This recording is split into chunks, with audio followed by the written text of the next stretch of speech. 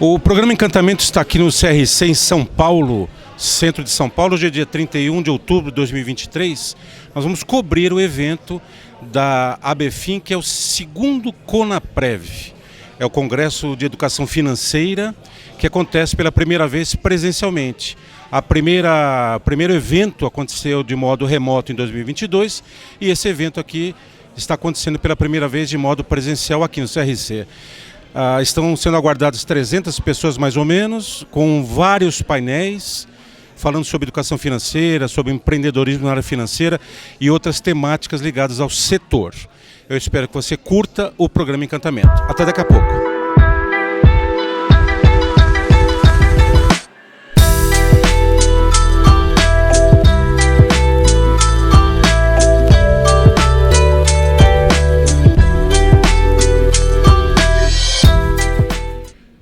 Olha, eu estou aqui com muita honra recebendo o José Mayon, mais conhecido como Mayon. O Mayon é o atual presidente do CRC, do Conselho Regional dos Contadores. E o Mayon fez a abertura, fez uma pequena, vamos dizer, um comunicado ali junto ao Reinaldo, né? Sobre esse evento que acontece aqui em São Paulo, que é o segundo CONAPREV. Mayon, obrigado por nos atender aqui. Como que você enxerga a contabilidade, o contador, o profissional contador e a educação financeira, Mayon? Olha, nós estamos aqui no Conselho Regional de Contabilidade do Estado de São Paulo recebendo o Congresso da área financeira, que para nós é relevante porque são demonstrações contábeis ou demonstrações financeiras. Nós utilizamos o contábeis porque estamos exatamente no Conselho Regional de Contabilidade.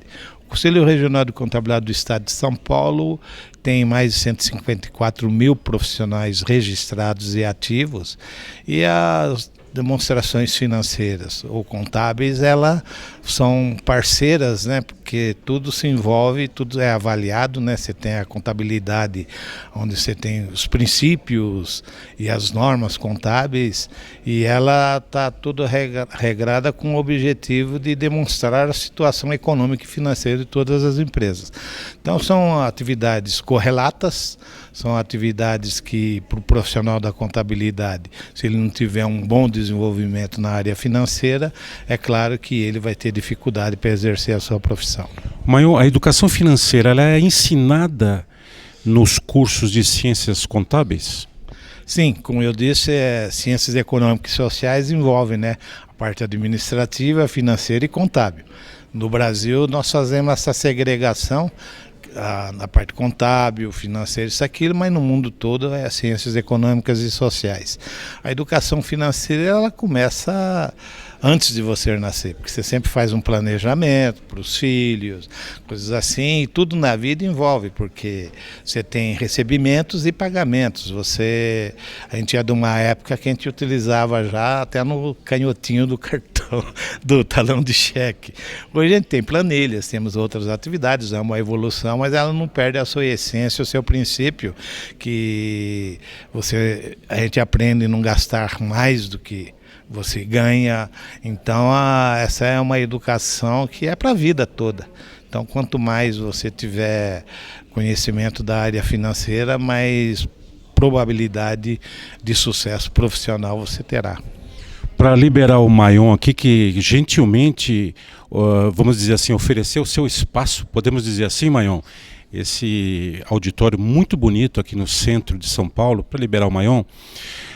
Mayon, quais são as novidades do CRC 2023? Você estava falando um pouquinho lá no palco sobre cada hora é uma novidade que vem lá de cima e vocês têm que se adaptar. É isso mesmo, Mayon? Olha, a área contábil, administrativa e financeira, ela é mutante. E por ser mutante, a cada momento econômico que existe, você tem alterações. Você tem reforma tributária, que você não sabe ainda qual a tendência, o que vai ser aprovado, não vai. Então você tem que sempre estar saindo na frente, você tem que trabalhar com a perspectiva do que vai acontecer. Então você tem que sempre estar projetando as tendências do mercado. Então ela realmente faz com que o Conselho Regional de Contabilidade, ele sempre abre esses espaços para... Nós temos um convênio, inclusive, com vocês, onde a gente procura trazer tudo que tem de novidade, tudo que vai acontecer, porque o que aconteceu já, a Inês é morta, né? Para fechar realmente aqui, liberar o Mayon, eu brinco muito que a profissão do contador ou contabilista, correto é contador, não é? O contabilista não sei se é um termo correto, mas a gente brinca muito que a pessoa pergunta como está o tempo hoje e a outra responde, preciso consultar o meu contador. Não, isso é interessante. A gente chama de contabilista, que nós tínhamos até 2010 também o técnico de contabilidade e tem que tem o curso superior, que é as ciências contábeis. Então a gente chama de contabilista em períodos que envolvem toda a área contábil. Mas em abril a gente comemora o Dia dos Contabilistas, que é o dia da nossa lei, o mês da lei de regência. E em setembro tem o Dia do Contador. Então, para não haver essa confusão, contabilista é de uma forma geral envolvendo os técnicos e o contador é no dia do profissional da contabilidade. Sua gestão até quando, Mayon? Vai até 31 de dezembro.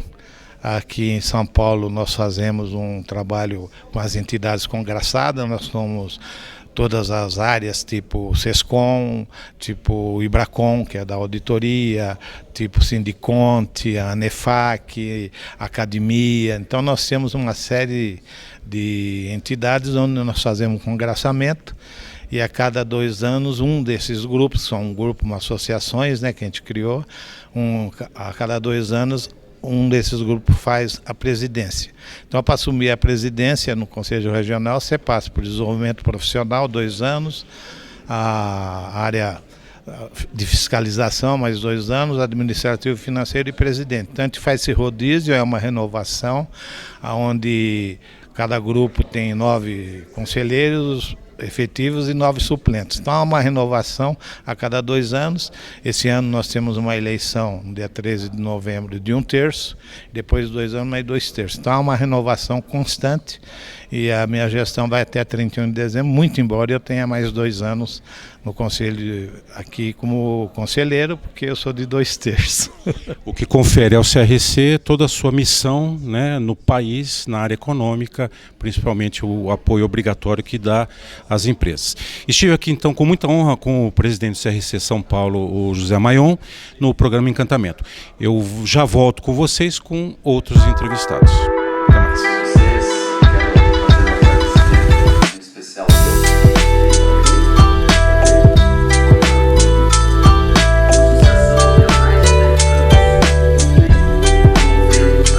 O programa Encantamento eu tenho honra de trazer aqui conosco o Dr. Arthur Rolo, que participou desse painel que fala sobre crédito, dívidas e investimentos aqui no 2º Conaprev. Dr. Rolo, obrigado por conceder esse espaço. O senhor é ex-secretário do Consumidor no Ministério da Justiça de São Paulo, é isso? Não, o Ministério da Justiça lá em Brasília, eu era secretário nacional e protegia os consumidores, inclusive desses problemas ligados às dívidas ruins. A gente sabe que tem dívidas boas, dívidas ruins, e a gente diagnosticava aqueles problemas ligados às dívidas ruins para evitar o superendividamento do consumidor. O consumidor que se endivida, ele se endivida por várias razões, e acho que o trabalho que vocês faziam, a entidade ainda faz esse trabalho, protege principalmente os mais vulneráveis, Dr. Rolo.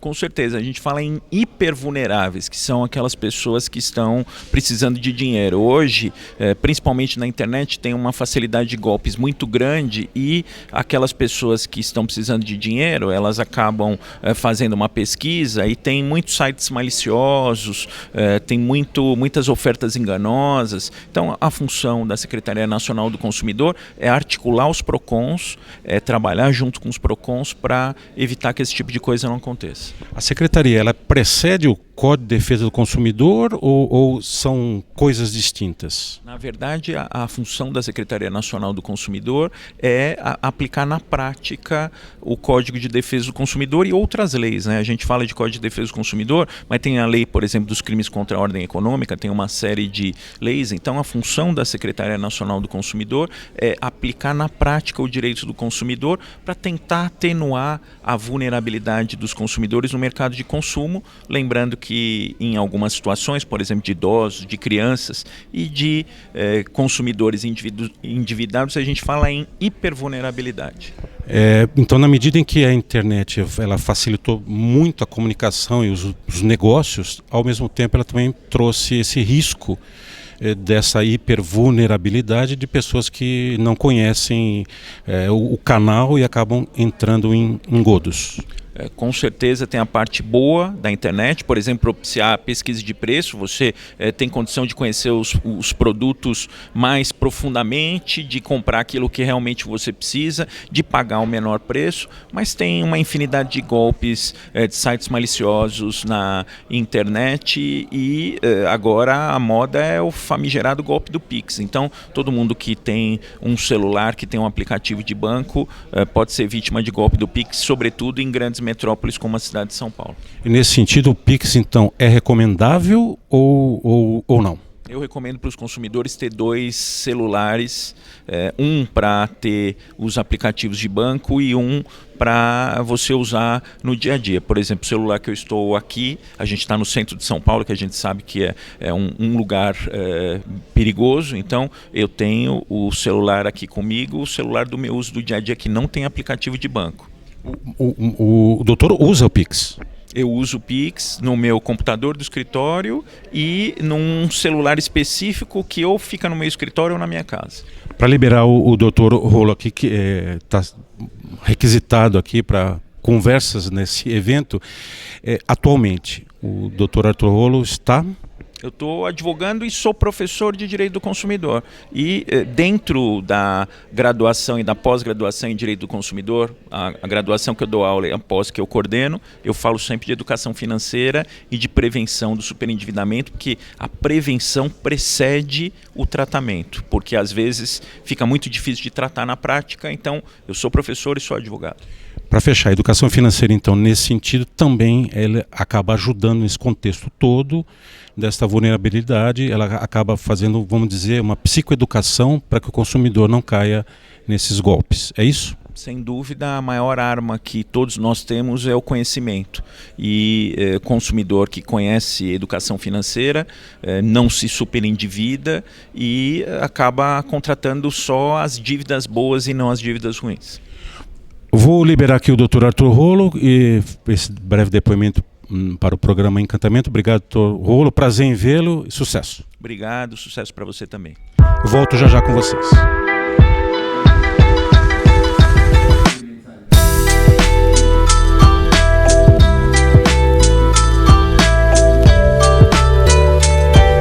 O programa Encantamento tem a honra de receber aqui a Alexandra Granado, que participou desse primeiro painel aqui, falando sobre formando uma nova geração de poupadores. A Alexandra é vice-presidente da ABRAP e também lidera, ela vai explicar um pouquinho aqui, a previdência fechada do metrô. Alexandra, obrigado por participar. Como que você viu esse painel? Guilherme, foi muito engrandecedor. Eu acho que um momento, assim, uma oportunidade da gente compartilhar conhecimento, a gente focar esforço no assunto poupança, orientar, como trazer a juventude para se programar, para organizar a vida financeira, poupar e com isso ter uma liberdade, uma independência. Você está falando da importância dos 12% de retenção tributável, que é uma oportunidade para vender os planos de previdência privada, é isso mesmo? Isso mesmo, a Previdência, a gente tem um incentivo, são poucos incentivos tributários, né, que nós temos para a poupança no país.